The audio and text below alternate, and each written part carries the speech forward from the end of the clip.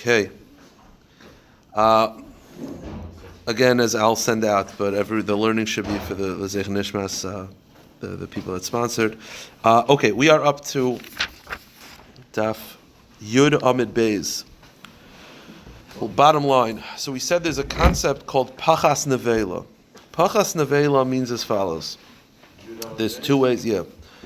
There's two ways to look at it. Let's say an ox worth $1,000 falls into my pit and dies. So one way to look at it is I owe $1,000. That is not how we paskin. I just turned it on. We paskin that the pasuk says Tashlume nezek, Yashli menu nezek, which means you're not obligated to pay and replace the entire animal. You are obligated to make the animal whole. What it means is the carcass belongs to the nizik. If the carcass is worth $300, I just have to pay the difference between $300 and $1,000. And we said yesterday, that's how we paskin. So what's the alternative? The alternative is that no, the second the animal dies, the carcass belongs to me. I'm the owner of the pit. It's your animal. The second the animal dies, I owe you $1,000 to replace the whole animal, but the carcass belongs to me.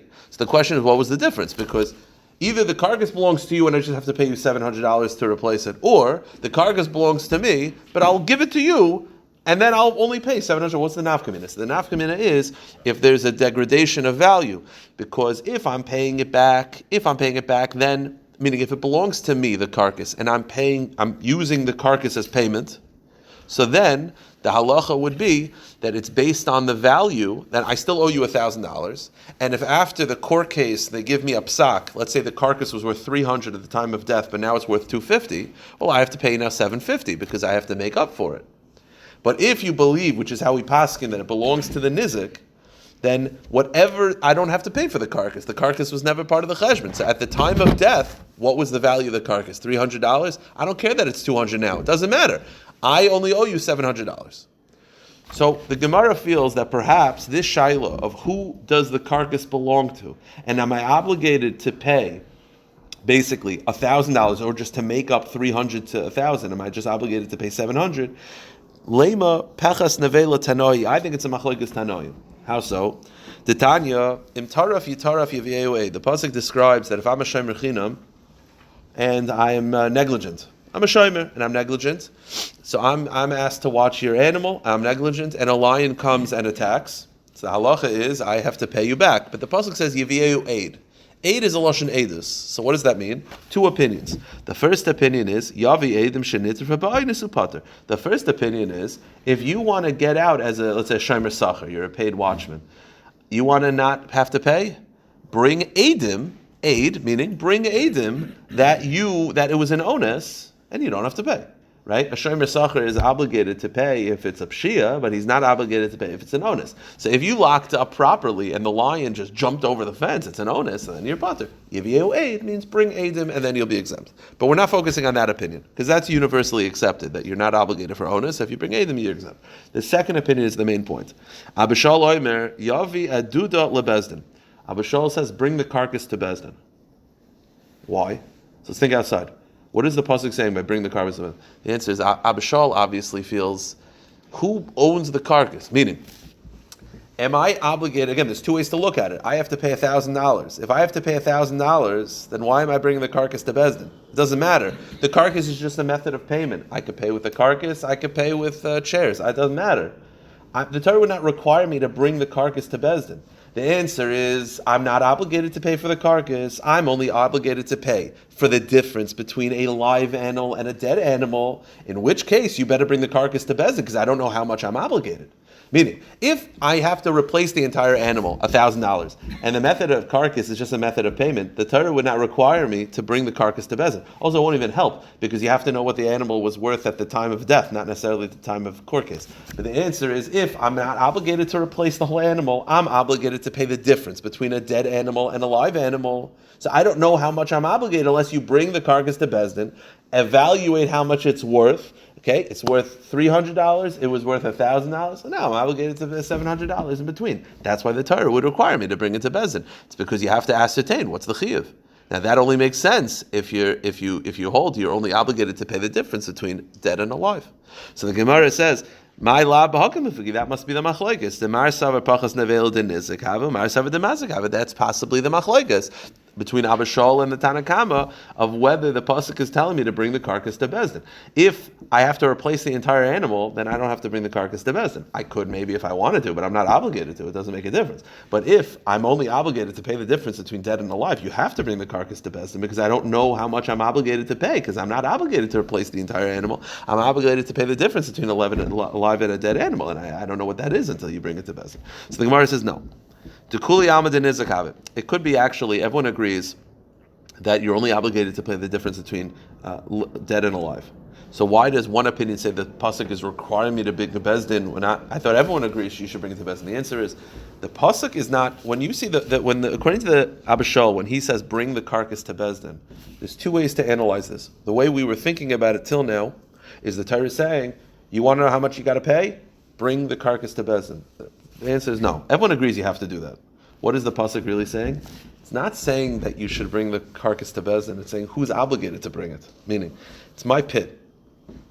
Your animal falls into my pit. Everyone agrees I'm only obligated to pay the difference between dead and alive. So I do have to know how much the carcass is valued at. So what is the pasuk saying according to Abba Shaul? It's not saying bring it to Bezdin. It's saying I have to bring it to Bezdin. Getting an animal out of a pit is not easy. I, the mazik, have to do the tircha of schlepping it there. Meaning, so the answer is, everyone agrees that the carcass has to get to Bezdin to ascertain the value. Abba Shaul's not saying that. Abba Shaul is saying, not that it has to get to Bezdin, who has to bring it to Bezdin. It's the mazik's responsibility to schlepp it there. And the mazik can't say, listen, I'll pay, but get that animal out of my pit. No. You get the animal. And if you have to pay to get the animal out, then you get the animal out. That's not my responsibility. You have to bring it to Bezdin. So not that it has to get to Bezdin, but who has to bring it to Bezdin is the machlokes. So the Gemara says, everyone agrees that it has to get to Bezdin. The machlokes, Abba Shaul and Tana Kamma, is whose responsibility is to schlepp it there. The Gemara says, Again, why does it matter who has to bring it there? Because, what do you mean? Against that. I don't want to bring it. What do you mean? Your animal falls into my pit and it's dead. And you're taking me to court, and I'm saying, fine, bring the animal. And you're like, you bring the animal. Well, who's right? It's a heavy animal, and it's a deep pit. It's a big deer. You get an ox out of a pit. My point is, I'm not going to do it. I'll pay. You bring it. And the other guy says, no, you bring it. So the pasuk is saying, then mazik has to schlepp it. The Gemara says, b'torach nevela k'miflagi. The machlokes is who's obligated to schlepp the animal. V'hatanya, and I have a brisa that backs it up. The brisa says, "Achir moimrim minayin shal bal habar lahalo shar mibar." How do I know that the owner of the pit is obligated to schlepp the animal out? Tamalamer kesev yoshev labalav v'hames. The pasuk says kesev yoshev alav. You have to return the animal v'hames, meaning return the dead body to the. Amrli Abaye l'Rava. Now, here's the question, though. It's just a quick point. Let's say I'm the owner of the pit. Your animal fell into my pit. The animal has to get to Bezdin because I got to know how much the difference is. Right now we're saying that I'm obligated to schlepp the animal out. The question is, why does the pasuk have to tell me that? What's the value of the carcass, right? I'm obligated to pay the difference between the carcass, between a living animal and a dead animal. So you got to figure out the carcass, you got to figure out the living animal, and you got to deduct the difference. There's probably a difference in value between a carcass in a pit and a carcass not in a pit. So wouldn't it be of my own best interest to bring the carcass to Bezdin? Meaning, let's say there's a market value. How much is a carcass worth? $300. But you go to the same guy, listen, I have the same carcass, but it's 10 feet in a ditch. He's like, I'll give you $100. There's a $200 difference. So wouldn't it be of my own interest? Why are the Torah is requiring me to bring the dead animal to Bezdin? Wouldn't it make more sense that I want to bring the dead animal to Bezdin? Because if I don't, then you're going to go with the value of the carcass in a pit, which is seemingly less than a carcass outside of a pit. So I'm going to have to pay more. So wouldn't it make more sense for... Maybe getting it out of the pit is that difference. Oh, so the Gemara is, it's a good point. The Gemara is assuming that there wasn't a cost in money of getting it out. It was just a cost in just effort. But it's a good point. Obviously, if you are taking into account that would be important. The Gemara is just saying, what's the difference? So the Gemara's answer is going to be that the value of a carcass was the same. people would pay the same amount of money for a carcass in a pit and a carcass out. I guess schlepping, they had cheap labor, and they were just, it doesn't matter to me. I'll pay the same amount. $100 here, $100 there, it makes no difference. And that's why, to me, it's all the same. Therefore, the Torah has to require me to schlep it out. The Gemara says inside. The Gemara says, Amalei Abai L'Rava, Hi Tarech Nevei Hichidam. What's the case that the mazik is required to schlep the animal out? If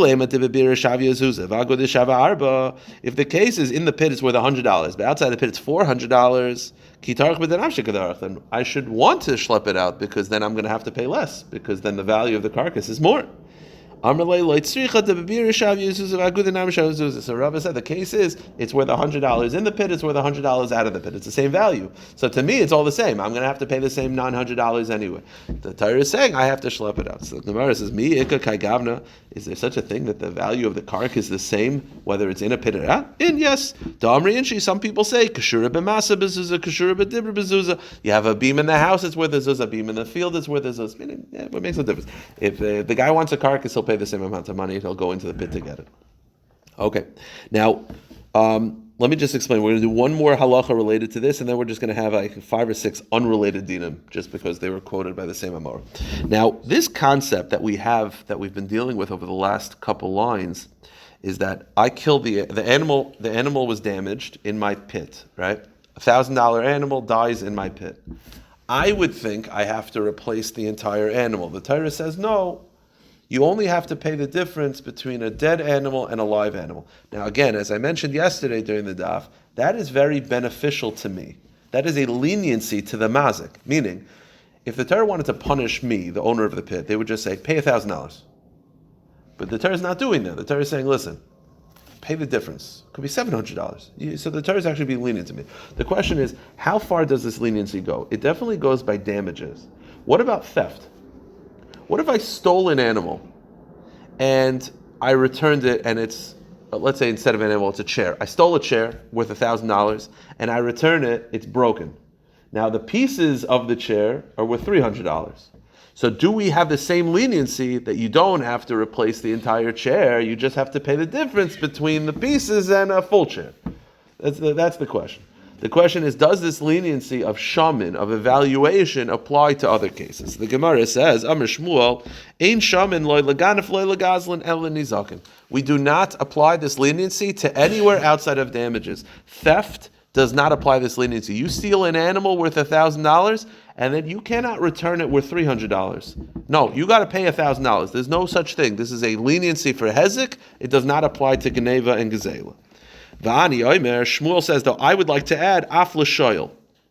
Even a shoyel has the same halacha. V'abba modeli, and my father agrees with me. Now, what does this mean? The case of a shoyel is, I borrow an item, and then it breaks. So I borrow a chair worth $1,000, and then it breaks. So the question is again, do I have to replace the entire chair worth $1,000, or do I just pay the difference between a broken chair and a full chair? So let's say it's $700. So Abba Shmuel said, Af l'shoyel. The shoyel is the same. Meaning the same as what? Is the shoyel the same as mazik that you do to have the leniency, or is it the same as genev and gezel that you don't? It's ambiguous in the line. So the Gemara says, Iboilu, hechikam af l'shoyel shamin v'abba modeli. The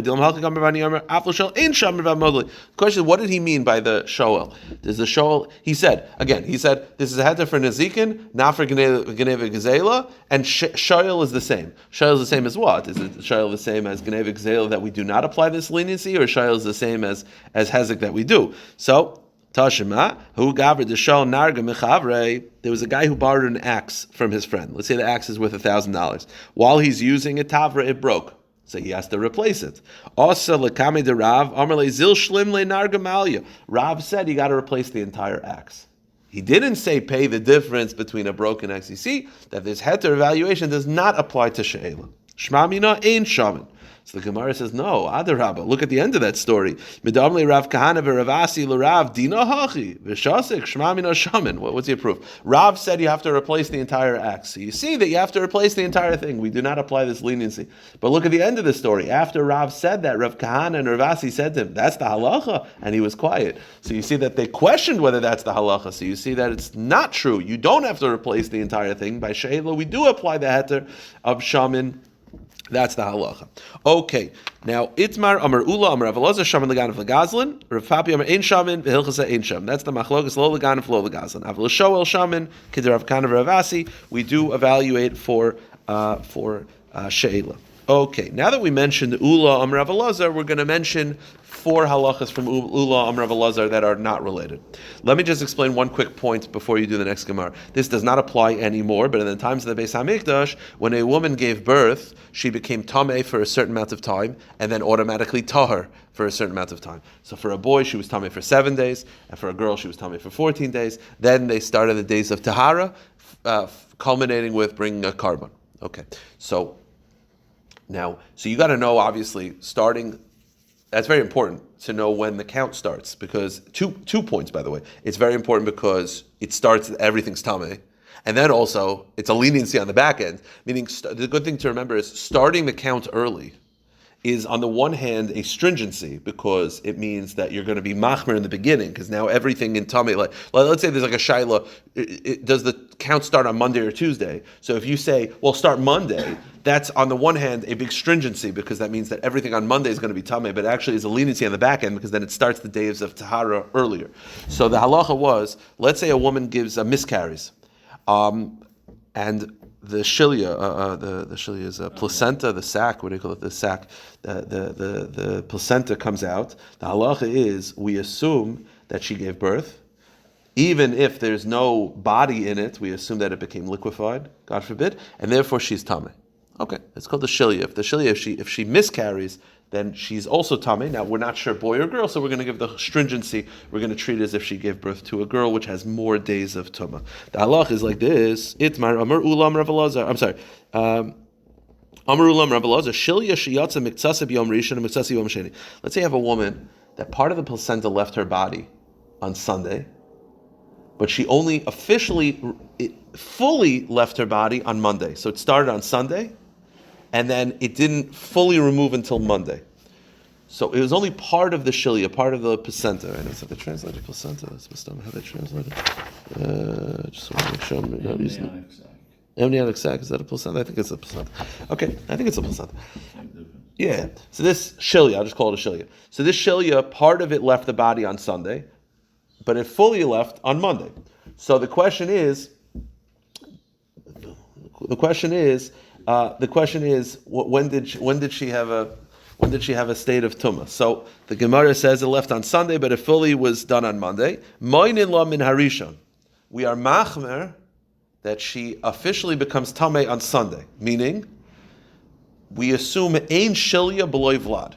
So if part of the shilya left her body, that means that there was a part of the baby in that shilya. Not just a part, we assume possibly the majority of the baby was in that part that left. So let's say 40% left her body on Sunday, but 60% left on Monday. We're going to assume that the part that left, even if you don't see anything in it, had the remnants of a baby in it, and therefore she was already tameh from Sunday.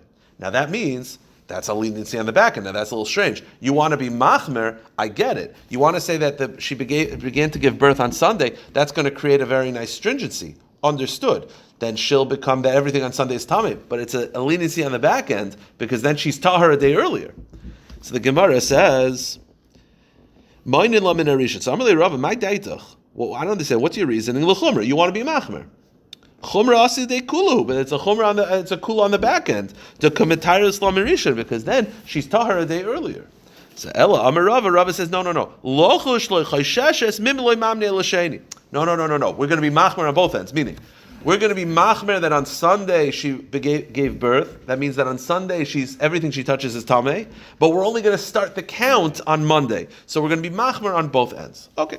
The point of this Gemara is that my kamashmalan, what's the point of this? Ein miksa shilya b'loy vlad. That even a part of the placenta comes out, you assume that there's a baby in there, and not just a baby, the majority of the baby is in there. Machmer. Here's the problem. I already know this. How so? Tanina. So there's a stringency that works on the other end. This is regarding it's early in the morning for that. There's a stringency. This is regarding birth, but there's actually another stringency, and that is if let's say an animal that you're about to shecht is pregnant. So if you shech the animal, the baby is covered by the shechita. But let's say you shech the animal and the majority of the animal is already sticking out on the back end of the animal. She's giving birth. Doesn't help. So what if you have an animal that has a placenta come out? The halacha is that we're machmer and we say that it didn't help for whatever's in the placenta. Why? Because you see the same thing. The part of the placenta we're assuming has the majority of the animal in it. So over here is the majority of the baby. So why do you have to say it twice? It's the exact same halacha. So the Gemara says, Tanina, we already have this brisa. Because what does the brisa say? Shilya sheyatzasa miktasa. If you have a placenta that comes out, part of the placenta comes out of an animal, asura v'achila. You're not allowed to eat whatever's in the placenta because we're assuming that maybe it left before the shechita, that little placenta that came out before the shechita had the majority of the fetus, and therefore it was already considered out of the animal, and therefore it's considered like it was already given birth. So that's a stringency by shechita. But says the brisa, simin levlad beisha, simin levlad behema. It's the same halacha by a woman. So you see that a part of the placenta coming out, we assume that it was already a full delivery. So why do you have to say it twice? So the Gemara says, imas nisan, no. If you just had the Mishnah by a shechita by an animal, I mean, I would say go to the next page. Yesh mikza shilya b'lei vlad ugzer mikzasa atukula. I would say over there, maybe over there we're machmer. Not to say that every time there's a part of the placenta we assume the majority of the baby is in it. Rather, really we assume there's no baby in it. But we're machmer part of the placenta or to the whole placenta. But I would not necessarily apply that to when it comes to tumah of a childbirth. Meaning, when you're dealing with an animal that's not kosher unless it's shechted, so we'll machmer gezerah part of the placenta or to the majority of the placenta, but we don't actually think the part of the placenta has the baby in it. And therefore, when it comes to tumah, we would not be machmer and say that everything that she touches is tummy. Kamash malan. Therefore, the Bryce had to say it twice. No, Kamash malan, the rule is part of the placenta we assume has the majority, or machmer, that might have the majority of the fetus, and therefore it applies stringencies by here, stringencies by there. Okay, on to the next halacha from Ula Amr Rav Elazar. V'amr Ula Amr Rav Elazar, b'char shenitraf b'toich lamed. If let's say you have a baby, according to Rashi, go to Rashi's shot, you have a little baby child that lo yaleinu, the child is killed before 30 days. The question is, do you have to do a pidyon haben at 30 days? So what's the shaila? The shaila is, are we assuming that if the baby would survive, why is it that you don't do a pidyon haben before 30? Because before 30 days, you don't know if the baby is going to survive. It might be a nafil, right? Before 30 days, you don't know if the baby is a viable option. This baby was killed. We'll never know. The question is, should we be machmer and make you do a pidyon haben when the child would reach 30 days because maybe the baby was viable? Again, it's not normally the baby survives to 30 days and you do it, or God forbid the baby dies on its own, so you know it's not viable. Over here the baby was killed.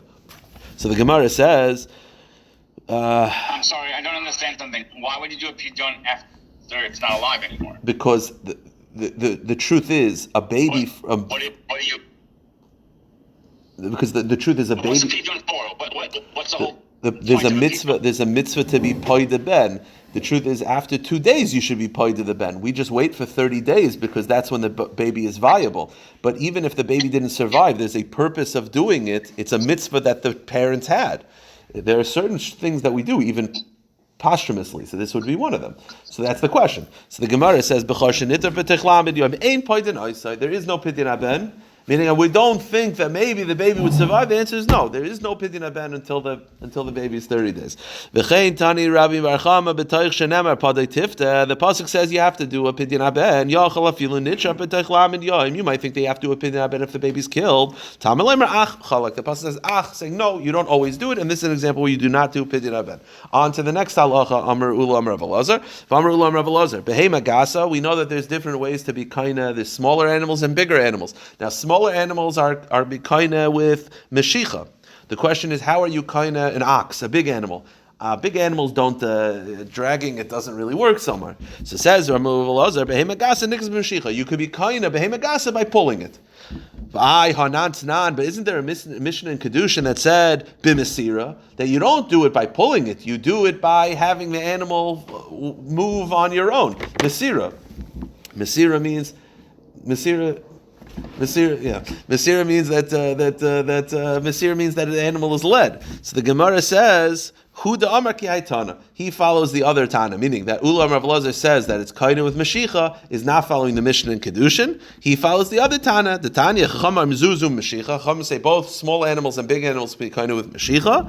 And Rav Shimon Ar Mezu Bezu B'Hagbar. Rav Shimon says both can be picked up. And this is the sugya we had in Kedushin. But how do you pick up an elephant and you pick up the things and it jumps to it? Fine. Amar Ulam Rav Elazar another halacha. Ha'achin shechalku masha aleihin shaman. So you have two brothers that have, the father died January 1st. They didn't end up going to court until February 1st. They go to court February 1st, and now they have to split up the assets. You know what they also have to do? They have to figure out the value of the clothing they're wearing. Because the clothing that they're wearing, they bought with the assets of Yerusha. So you got to evaluate the value of a suit, because you got to figure out the guy's got a $300 suit on, so that comes out of his chelik. The guy's got a $150 suit, that's going to come out of his chelik. Okay, but masha'al b'neim b'nei sein ein shaman. You do not have to evaluate the clothing of their children. This is assuming, obviously, that the clothing money was purchased from the estate. You do not have to evaluate the clothing value of the children. Why? Because it's embarrassing to go to court and have the Bezdin start evaluating people's clothing. And the average person does not want to put their child or their nephew through that, and therefore, Meichel on whatever the value of the clothing is. Now, says the Gemara, Amar Rav Papa, Pa'amim af mashalein in shamin, mashkechas lebegoidol, achi denichel dishtormin milei. Sometimes you don't even have to evaluate the clothing value, and that is, what if the oldest brother is wearing a nice suit, but the oldest brother, in court, he represented them in court. So in such a situation, they don't mind him having a nice suit because he looked better, it helped their cause. So in such a situation, you don't even have to evaluate his clothing because the other brothers are meichel, because they want him to look good considering he represented them as their lawyer. Okay. Weiter, another halacha. Amar Rav Ulu, Amar Rav Elazar. Here's the shaila. You give me an item to watch, and then I give it to someone else to watch. Am I allowed to do that? It's called shomer shemasar l'shomer. Now, let me just explain outside. There's reasons to be machmer, and there's reasons to allow it. Now, and by the way, also you could also think about, does it matter whether you gave it to a shomer sachar, who then gave it to a shomer chinam? So he's going lower in guarding abilities, or go from a shomer chinam to a shomer sachar, where you're going from a paid watchman. But the concept is like this. You could look at it one of two ways. You could look at it as the average person doesn't mind. I gave it to Gavin, I trust him. He gives it to Adam, he trusts him. What's the problem? Or I can say, no, I gave it to you. Because you have to realize, every time you deal with a shomer, you're not just dealing with whether you trust him. If, let's say, there's a problem, you know what happens? I take you to court. And do I trust that you won't lie? Because maybe I trust you. I don't necessarily trust you. Not that I don't trust you to watch it. I don't trust you that you're not going to lie. So that's how you could look at it, as it's okay. You could look at it as it's very much not okay. And these are the two opinions we're going to see right now. Amar Rav Elazar. Shomer shemasul l'shomer. If I gave it to one shomer who gave it to another shomer, potter, and the second shomer messed up, the first shomer does not have to pay. Meaning, not messed up. Something happened that, in onus happened, let's say, to the second one. The first shomer is not responsible. Meaning, it's not negligence to give it to another shomer. And it goes without saying, if I gave it to a shomer chinam, a free watchman who gave it to a paid watchman, so that's a higher level of security. It's a higher level of security that you definitely don't have to pay. But rather, even in the opposite case, I gave it to a paid watchman, who then gave it to an unpaid watchman. So it went down in level of security. I'm still the first shomer's potter. Why? I gave it to him, and he used, I'm trusting him to watch it, and I'm trusting him to make decisions about it, and he gave it to someone that was a responsible adult, so fine, so that's it. It doesn't matter what happens. That's not negligence. But Rava says the opposite. Shomer shemasel shomer chayiv. No, I don't care. You cannot give it to another shomer without my permission. And loy mi boy, even if I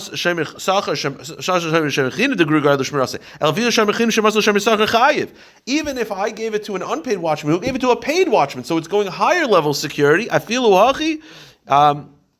Chayiv, still it's negligence. Why? Because I could say to Gavin, I trusted you that you wouldn't lie in court if I ever took you to court. I don't know this other guy. I don't care that he's a paid watchman, he's a better security guard. I trusted you and you alone. And therefore by you giving it to another person, that's negligence. Last halacha. The halacha is basically describing whether we look at avodim as karka or not. Is avodim metaltalin? Is it movables? Or is it like land? So, because it has land-like qualities, it's given over in Yerusha, it's stable. Okay. Amar Ulam Rav Elazar, Hilchasa, the halacha is goivin min havadim. I could collect a debt from slaves, meaning the slave can be collected as a payment for debt. Now the question is like this, two options, okay? Either it means this is talking about Yisomim, meaning, I lent Adam money. He didn't pay me back. He owes me $1,000. I could take his slave as payment. Now here's the problem. If I'm collecting it from Adam, what's the chiddush? I could collect the shirt off his back as payment. What's the difference? He could give me a slave. Of course he can give me a slave. A slave is value. Why can't I collect a slave? The answer is, the chiddush is I'm not collecting from the guy who lent me money. The guy who lent me money, the guy who I lent money to died. I'm collecting it from his children who are Yisayimim. What's the chiddush? When you collect money from Yisayimim, you only collect it from karka. You don't collect it from movables. And the chiddush is avodim is karka. So the Gemara says, did Rav Elazar say even from Yisomim? Meaning, are you able to collect, if let's say you lent Reuven money, so Reuven owes you $1,000 and Reuven died, could you go to Shimon, his son, and collect even from Yisomim? And then Yisomim is like karka? Loi, mine. No, you cannot collect from the Yisomim because it's not like karka. So who could you collect from? You could only collect from Reuven himself. So the Gemara says, mine afilu meglima dal kaspai. Wait a minute. If you're collecting from Reuven, what's the chiddush in that? That I could collect from Reuven, I could collect the shirt off his back. I don't understand. Like, what's the chiddush that I could collect as payment, I could collect slaves. Of course you could collect slaves. So the Gemara says, Hacha ma'askin, and the case is sha'asu aputiki. The case is as follows. There is no Yisayim. It's Reuven, yeah? So let's go Adam. I lent Adam money $1,000. Then I could collect avodim as payment. Of course I collect avodim as payment. The chiddush is like this. Adam sold the slave to Gavin.